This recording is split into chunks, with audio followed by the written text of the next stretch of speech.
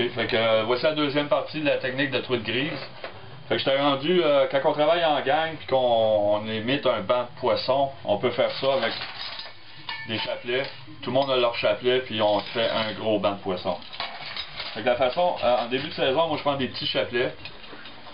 Une fois qu'ils sont déballés des emballages originaux, moi je les mets dans un Ziploc, je les coil, je les roule comme ça puis je les mets dans un Ziploc. De cette façon-là, on peut les préserver et les faire sécher aussi dans la maison pour pas qu'ils rouillent. Ça, c'est un petit chapelet de début de saison. C'est environ 10$ les petits chapelets. Ces gros-là, c'est à peu près 6 pieds de long en passant. C'est à peu près 20$. Là-dedans, Bruno, tu as des Lucky Strike, tu as des Dave Davis, tu as des produits de Bolo aussi. Ouais. Bolo, ben, c'est ce que j'ai dans les mains. Là. C'est ça, la compagnie les Davis. Ouais, c'est Lord Jensen. C'est ça. Ça, c'est fabuleux ces petits-là. C'est à 4 cuillères. Puis t'en as un. Excusez-moi. T'en as un autre aussi que je pense que tu m'as parlé il n'y a pas longtemps, le L'Éclair. Ah, celui-là ici? Oui, tu m'as parlé de ça un peu, l'Éclair, là. Ouais, ça c'est parce que comme vous pouvez voir, il y a différents coloris de chapelets. Un bon coffre à pêche peut contenir jusqu'à peu près 12 chapelets. Pour avoir les différents formats, différentes couleurs. Parce que c'est 3 couleurs, 4 formats. Fait que ça fait 12 chapelets. Ceux-là sont débiles. Ça c'est de la vraie or, plaqué or. Ça c'est assez... Ça réfléchit beaucoup, je viens de voir là. C'est assez réflectant. Ouais. L'or là, même si c'est juste plaqué, regarde, c'est wow.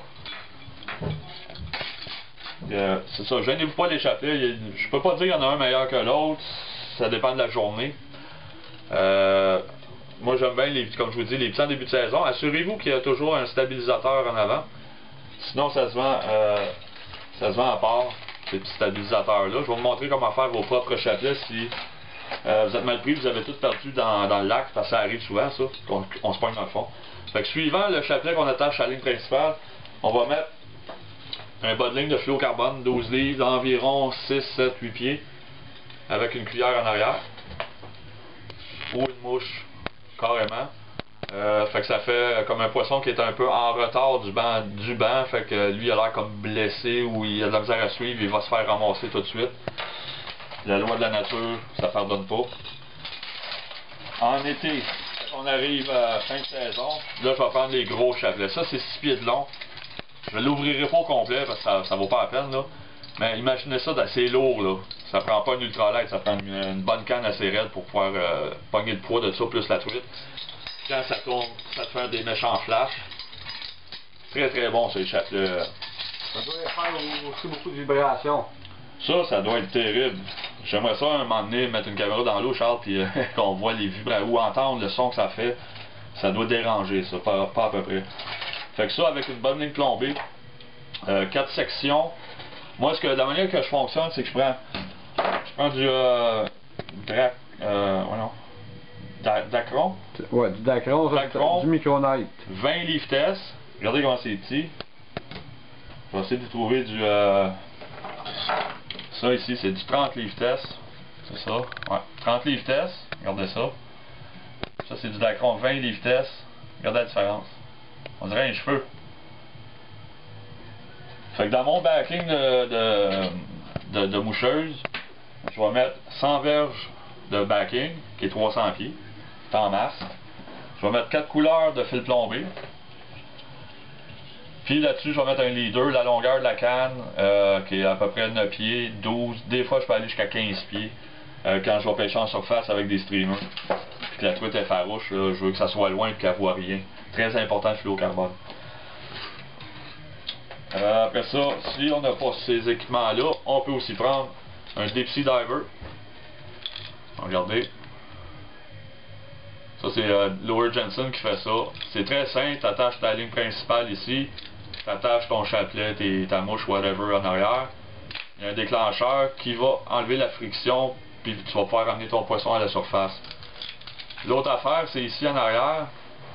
Il y a 3 indicateurs. Tu peux le tourner à 1, 2 ou 3. Ce que ça va faire, c'est que ça va tasser en dehors du sillon du bateau. Fait que plus tu es à 2 ou 3, plus ça va aller un petit peu plus loin. Très très bon ça. À pas négliger. Ensuite, il y a les cuillères pour jiguer dans le fond.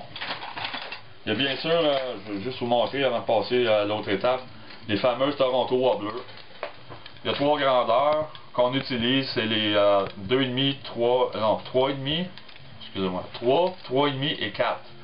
Ça, c'est pas mal les grandeurs qu'on sert soit toute seule avec l'hameçon, ou on enlève l'hameçon pour s'en servir comme flasher, comme attractant. Regardez, c'est pas mal pareil. Donc on peut mettre ça au lieu du flasher, puis un peu plus loin, on va mettre ici la ligne principale, puis ici on va rajouter notre deuxième, on va rajouter une mouche en arrière carrément. Une autre tactique que j'aime bien faire, c'est des trains. Ce qu'on veut dire par train, c'est, exemple, je prends cette petite cuillère là, je vais l'attacher en avant, juste derrière mettons le chapelet. Après ça, je vais mettre une plus grosse cuillère, 2-3 pieds en arrière, pas trop loin. Ce que ça fait, c'est que je vous disais tantôt avec le chapelet, tu as le poisson qui suit comme blessé. Lui ici il est plus gros. Lui il va arriver, il va manger le petit poisson. C'est ça le but du jeu, c'est que le prédateur vient manger l'autre. Ce qui arrive après ça, c'est que la grosse truite va venir manger, parce qu'elle va voir ça, c'est de la compétition entre eux. Elle va venir manger soit le petit poisson d'avance pour lui voler, ou attendre, en guillemets, que ça se fasse manger pour ramasser les deux. Donc ça, c'est une bonne technique à ne pas négliger. On peut mettre soit une mouche et une grosse cuillère en arrière qui fait la même chose, comme effet. Après ça, il y a jigger la grise dans le fond. Ça, c'est méconnu du public. Il n'y a pas grand monde qui connaisse ça. C'est pas comme au doré où on va faire de la drift. Oui, on peut faire ça, mais c'est pas la meilleure technique parce que on n'est pas en train de jigger comme le doré comme ça, comme on va faire au doré. Ce qu'on va faire, c'est qu'on va utiliser des jigs d'un once, un once et demi, dépendant des profondeurs. Quand c'est vraiment creux, 80 pieds et plus, ça prend ça. Des jigs de poil. Là, je vais vous montrer les 4 couleurs que j'utilise. Il y a le blanc pur, il y a blanc avec la tête jaune, il y a jaune pur et jaune et rouge, blanc et rouge. Fait qu'on a tous les mélanges possibles. Ça, c'est très très bon. La façon de jigger, c'est que on laisse tomber le jig dans le fond. Une fois qu'on a atteint le fond, on peut attendre 5, 10, 15, 20 secondes. Après ça, on peut draguer le fond. Ce que je veux dire par draguer le fond, c'est tu tires pas vite, juste comme pour frotter le fond, pour faire un petit peu de base qui revole.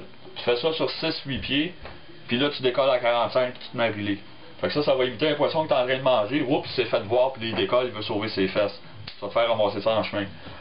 Ça, c'est une façon de faire où, comme je vous disais, tu laisses tomber, tu attends un petit peu, puis tu ramènes. Tu ramènes assez vite, mais d'un angle de 45. Éventuellement, on va faire, au printemps cette année, moi et Charles, on va faire une chronique avec les sonores, comment jigger avec la grise, vous allez aimer ça au bout.